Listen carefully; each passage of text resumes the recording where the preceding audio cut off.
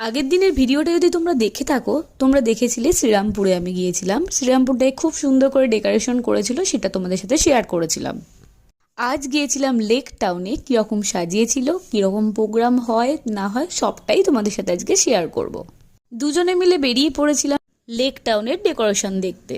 প্রচুর খাওয়া দাওয়া করেছিলাম আর টুকটাক কিছু শপিং করেছিলাম। চলো এবার তাহলে এই শর্টস ভিডিওটা শুরু করা যাক। আমরা বাগুইআটিতে থাকি। বাগুইআটি থেকে সোজা চলে গিয়েছিলাম প্রথমেই গোলাঘাটা। গোলাঘাটা থেকে হাঁটা স্টার্ট করেছিলাম লেক টাউনের দিকে। মোটামুটি তোমরা যারা শ্রীভূমির ঠাকুর দেখতে আসো, তোমরা এই রাস্তাটা মোটামুটি সবাই জানো। প্রত্যেক বছরই এখানে খুব সুন্দর করে সাজানো হয় এই পৌষ মেলাতে। প্রচুর প্রোগ্রাম হয়, প্রচুর মেলাও হয়েছে। এই বছর তো নতুন করে আরও একটা মেলা হয়েছে। দেখতেই পাচ্ছ তোমরা যে নাগরদোলাটা দেখলে না, এই পুরো ভেতরের মেলাটা এই বছর ফার্স্ট টাইম বসেছিল। সচরাচর আমরা শীতকালে এই মেলা